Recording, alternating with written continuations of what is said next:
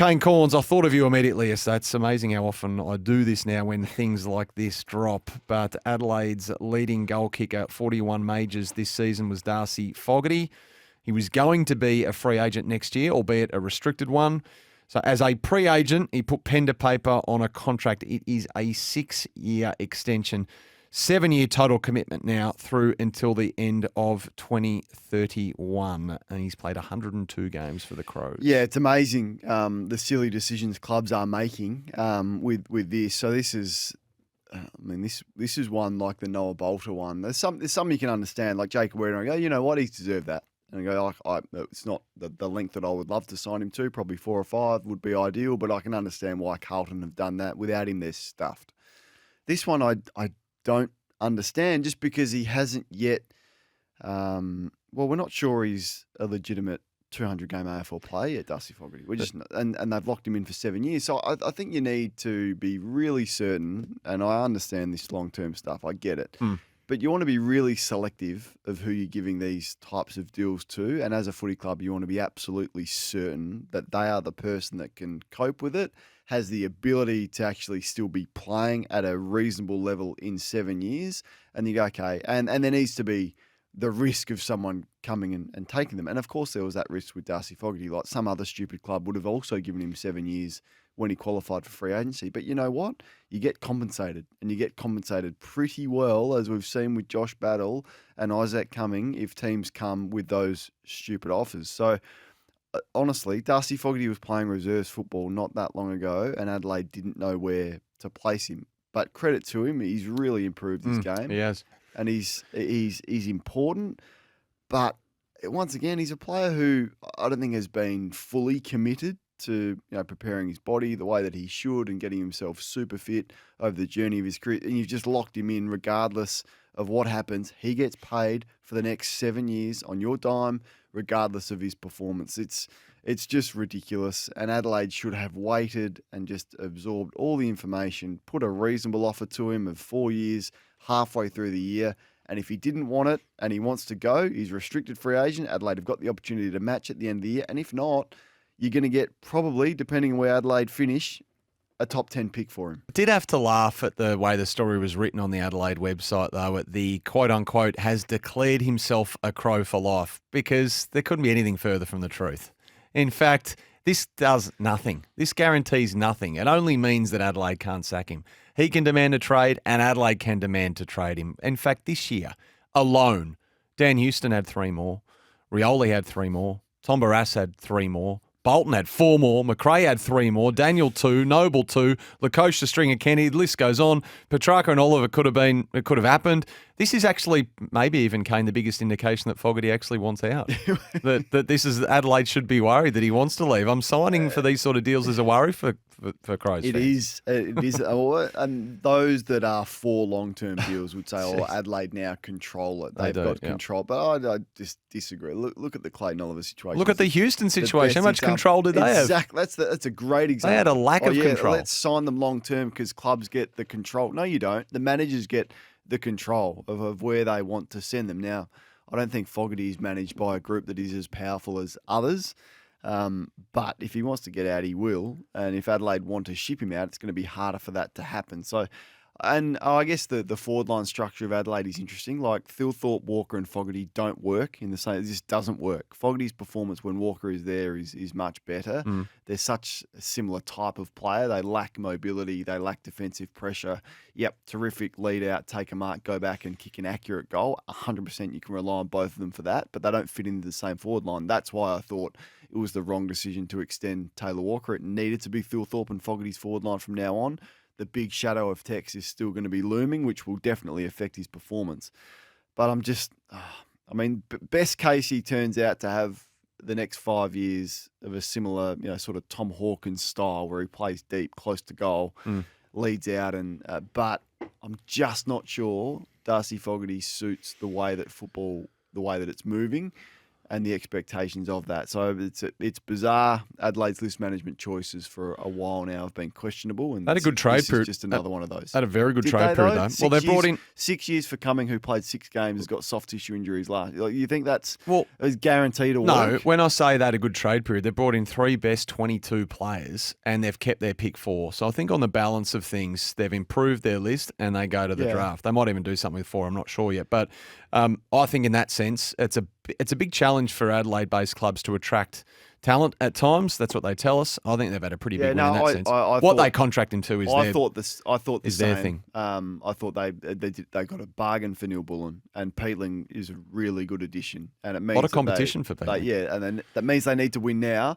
This one, I just can't wrap my head around. And maybe, like, we've spoken at Brisbane and Sydney, and I just think clubs behind the scenes should be pushing really hard for the AFL to limit maximum deals. This is another ridiculous example of that. We'll break the Crows down in a moment. I'd love to hear from North Melbourne supporters this morning. I wonder how they're feeling. So if you're a Kangaroo and you're listening in, the Mimosa Homes open line 1300 736 736. You can drop us a text if you don't want to share your voice with us this morning. So the news on 7 last night that North are exploring a home game and selling it to be played in Perth against West Coast or Fremantle. And this is all part, and Hawthorn are doing the same at the moment, exploring life after Tasmania, or in North Melbourne's case, life after Hobart. So you sell a home game. Clearly, the West Australian clubs would love it. We know how vocal Simon Garlick has been with his proposal around competitive balance and the need to travel less.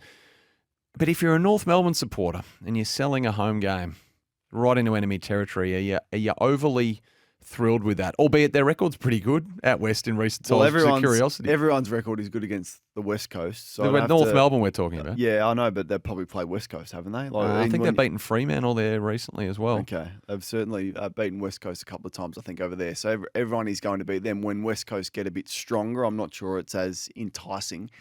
So, it's clearly going to be one way in terms of the crowd, and it's a good place to go and play footy because it'll feel much bigger and like you're involved in bigger games and going to play in Tassie. Or we've seen crowds struggling, and it'd be a Sunday sort of twilight or Sunday early game, and you think, what's going on? Look, I'm not wholly in favour of clubs selling games. We've seen that with St Kilda and the places that they've gone. Would North Melbourne fans... There's a commercial reality to these things. I know, and you have to do it different ways. I 100% understand that, but there's also a commercial reality to actually having success and playing finals, and that commercial reality far outweighs selling one game. If North Melbourne qualified for finals and the difference was winning 12 or 13 games for the year, the commercial reality is far superior of playing finals than it is selling a game, surely. Yeah, and it's a bit different. So I'm fascinated by what Hawthorn do as well. So it may be a bit different for them in Launceston, where they've got something like, I'm told, 8,000 members there. And their deal, like North Melbourne, expires at the end of next year. But the Hawks want to continue down there. They're a bit different to North Melbourne, at least up until close to when the Devils come in, and perhaps thereafter in a limited capacity. They could play a game against them in Launceston, which as a home game for Hawthorn would be great for them, great for the state. So we know Hawthorn's partnership goes back to 2001, $20 million a year that's worth. So what happens to Hawthorn's Tasmania home games post the Devils introduction is what interests me and could prove to be quite contentious. What do you think about it for North? Well, I think there's commercial realities to it, to be honest. So if they think they need to do that to better protect and safeguard their future, then I think it's something you do in the short term before you are contending. When you become a contender again and we're debating 13, 14, 15 wins, maybe that's when you need to pull back. But if this is going to be this will be a long-term commitment. It might be 3 years. But I would hope that North are contending in 1 year, let alone 3. Because the fight for the MCG's on. So the Blues want to play more there. The Saints do. Essendon do as well. And less at Marvel. So if Hawthorn come back with 3 extra games to play at home in Melbourne, where's it going to be? They'd say we want to get to the MCG, but is the AFL going to say, well, no, we need someone to play at Marvel. It's our venue and everyone's leaving. There's so much going on behind the scenes in terms of where clubs play across the country at the moment. For me, one of the positional shifts of the season from forward to back. So hold me to it, Kano. It's my turn for hold me to it. Will be in the All-Australian 44 next year at your at your choosing, of We course. need a little button for this, Coxie, and we'll sort this out by tomorrow. Maybe it's the Braveheart theme where he says hold. Maybe, and every time you and I have a hold me to it, we just play that. So you're Marriage made in heaven, this. Rory Lobb to it's good. defence. Look, I've been a card carrying criticiser of Luke Beveridge, but that was good coaching. Can I just say that was excellent coaching. And for where we thought Rory Lobb was going to be, and that was at another club, probably at about round 10 last year. We had a debate on Sports Day a week or two after he moved to defence, and you looked at me I and wasn't you said, convinced. but can you trust him in a final? Yeah. Now, in the final was a car crash, and he was their best player. Correct. So with a full summer under his belt, a full that may be preparation phase. It may be one that I need to put my hand up and admit that I got wrong.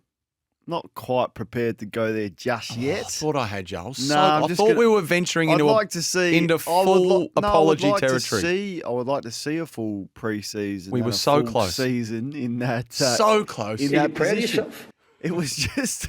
I just asked you the question. Can you trust him yet? I thought was we all were it there. I was. probably just needed to tease you in a bit more. I rushed it. I thought we almost had a full back down there. But you only move the so-called failed forward, don't you? Just as a theory. Like, this is Paddy McCartan, this is Darcy Moore, this is, to a lesser extent, it's James Sicily, it's Tom Lonergan, it's Jeremy Howe, it's Ted Richards.